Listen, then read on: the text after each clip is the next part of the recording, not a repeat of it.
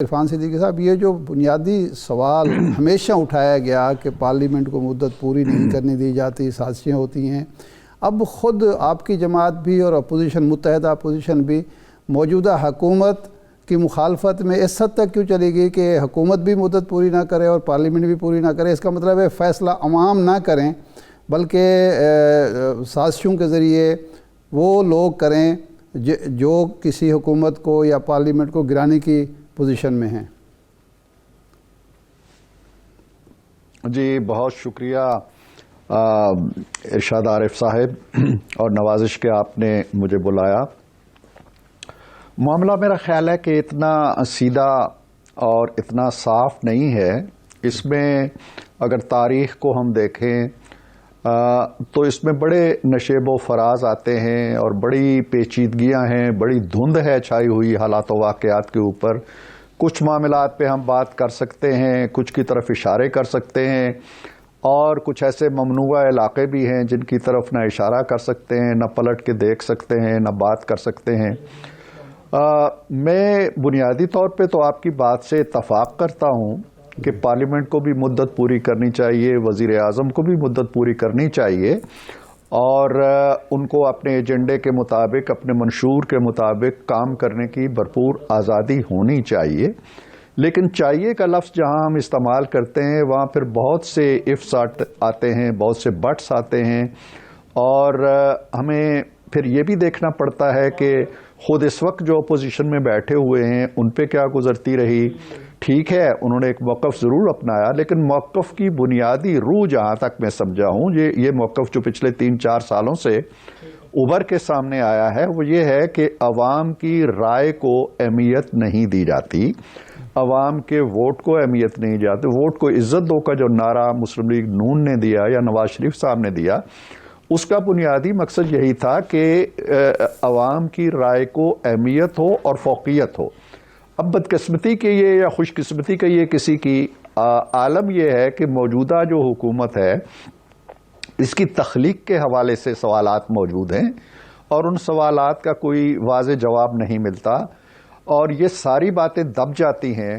تخلیق کے بارے میں سوالات بھی دب جاتے ہیں، انگلیاں بھی نہیں اٹھتی، لوگ خاموش ہو جاتے ہیں یا لوگ منہ دوسری طرف پھیر لیتے ہیں۔ اگر آپ کی کارکردگی بہت اچھی ہوتی ہے، آپ عوام کے مسائل حل کرتے ہیں، ان کی تعلیم کا مسئلہ حل ہو گیا، ان کی صحت کا مسئلہ حل ہو گیا، مہنگائی پہ آپ نے قابو پا لیا، آئے دن پیٹرول کی قیمتیں نہیں بڑھ رہی ہیں، بے روزگاری پہ آپ نے قابو پا لیا، آپ نے گھر بھی بنا دیے، آپ نے شیلٹرز بھی بنا دیے، آپ نے ڈالر کی قیمت پہ بھی قابو پا لیا، آپ نے جی ڈی پی کو بھی بڑھا لیا، آپ نے معیشت کو مضبوط کر لیا، آپ نے خارجہ پالیسی کو بہت مضبوط کر لیا۔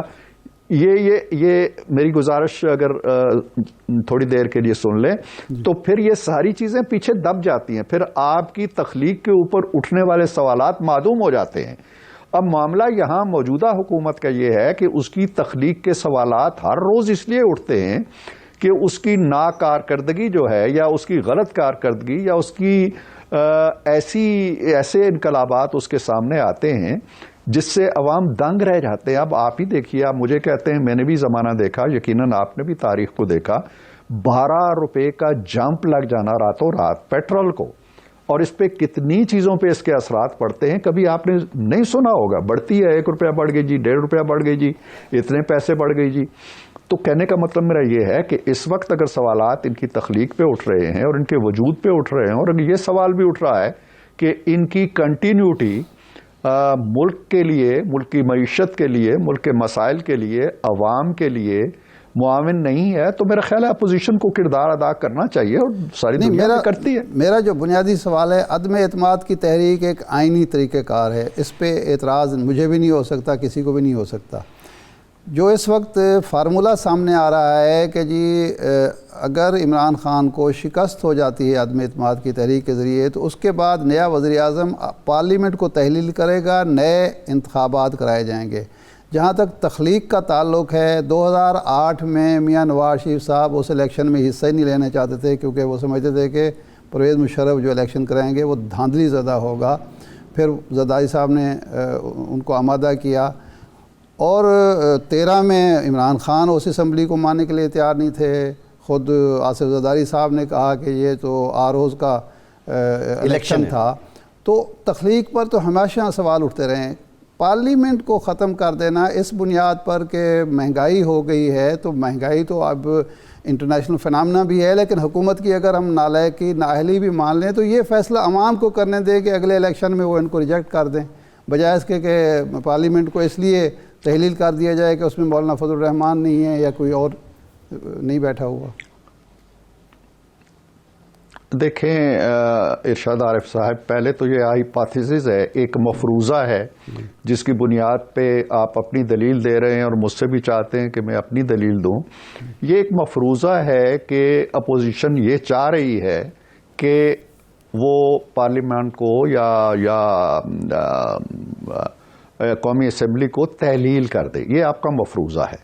میں نے کم از کم پی ڈی ایم کے کسی لیڈر سے یہ نہیں سنا، کسی جماعت کے منہ سے یہ نہیں سنا کہ وہ پارلیمان کو تعلیل کرنا چاہتے. وہ نو کانفیڈنس کی بات کرتے ہیں. نو کانفیڈنس کے بعد کئی راستے ہوتے ہیں.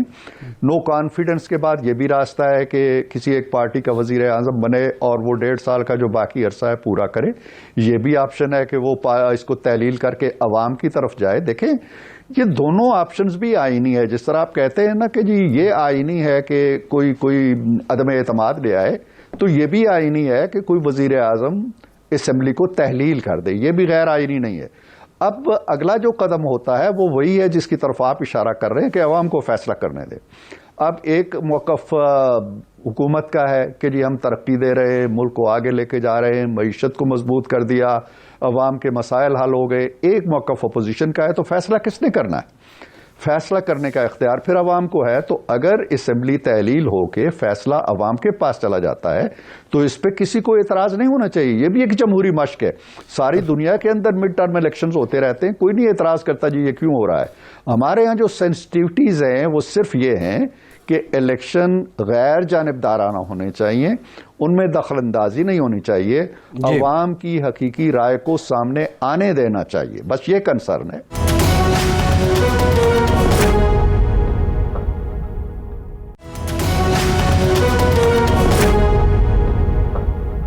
عرفان صاحب، پچھلے سال پی ڈی ایم اسی بیس پر ٹوٹی کہ پیپلز پارٹی نے کہا کہ ہم چاہتے ہیں کہ مدت پوری کرے حکومت بھی اور پارلیمنٹ بھی، اور صرف عدم اعتماد کے ذریعے اگر ہو سکتا ہے تو ٹھیک ہے، کوئی اور طریقہ نہیں. لیکن اب سارے متحد ہو گئے. کیا یہ اتحاد جو ہے یہ سیاسی جماعتوں کی اپنی سوچ ہے یا کوئی معشوق ہے اس پردہ زنگاری میں؟ کیونکہ بعض دوست جو باخبر دوست ہیں تجزیے لکھ رہے ہیں، کالم لکھ رہے ہیں کہ جناب یہ باقاعدہ ایک اشارے پر ہو رہا ہے، یہ ملاقاتیں بھی اشارے پر ہو رہی ہیں اور تحریک عدم اعتماد بھی کسی کے اشارے پر آ رہی ہے.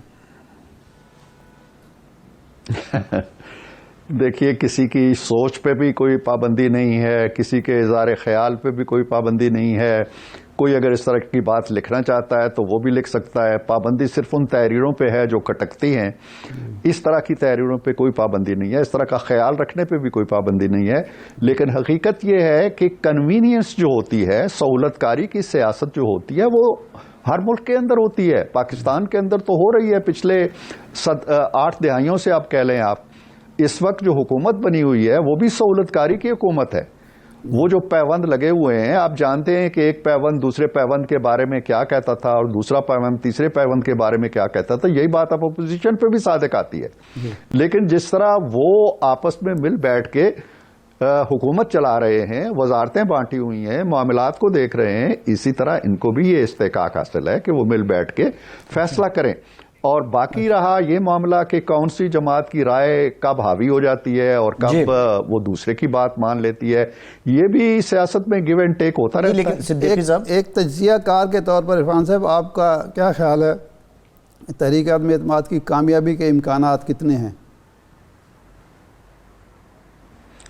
دیکھیں جی، میں سچی بات یہ ہے کہ سیاست کے جو عملی پہلو ہوتے ہیں، آپ نے خود میرا تعارف کراتے ہوئے بھی یہ بات کہی ہے، میں پیشہ ورانہ سیاست کے ان عملی اشکالات سے ذرا دور رہتا ہوں اور مشاورت کے کسی عمل میں ضرور میں شریک ہو جاتا ہوں یا CWC کا میں رکن ہوں اور بات ہو جاتی ہے.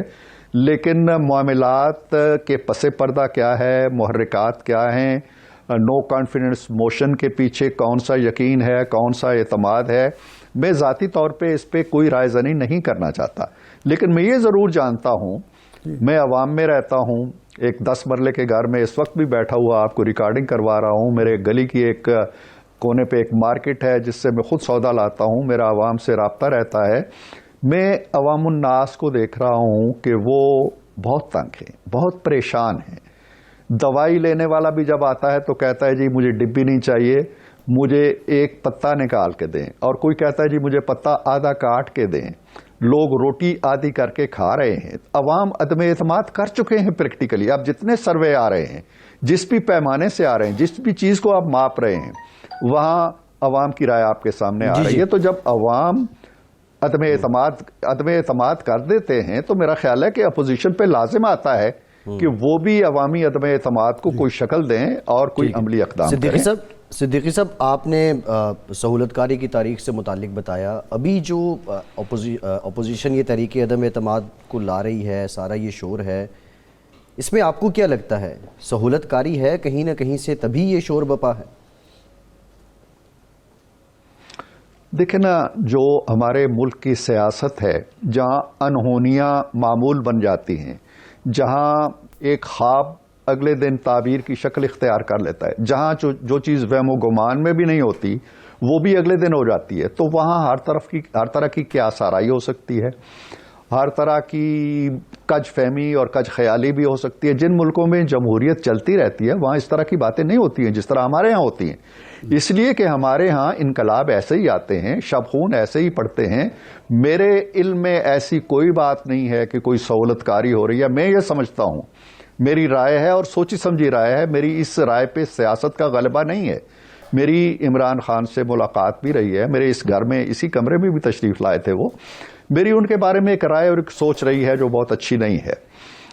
اور اب ان کی حکومت نے، میں نے بھی کم و بیش پچھلے 6 دہائیوں کے اندر کی جو حکومتیں ہیں وہ کبھی ہوش مندی کے ساتھ اور کبھی بہت گہرے غور و فکر کے ساتھ، کبھی ان کا حصہ رہتے ہوئے، میں بڑے وثوق سے کہہ سکتا ہوں کہ اتنی پراگندہ کہہ لیں اور اتنی پریشان اور نائل اور اتنی ناکارہ اور عوام کے لحاظ سے، ملک کے لحاظ سے، قوم کے لحاظ سے، خارجہ پالیسی کے لحاظ سے اتنی نائل حکومت میں نے نہیں دیکھی۔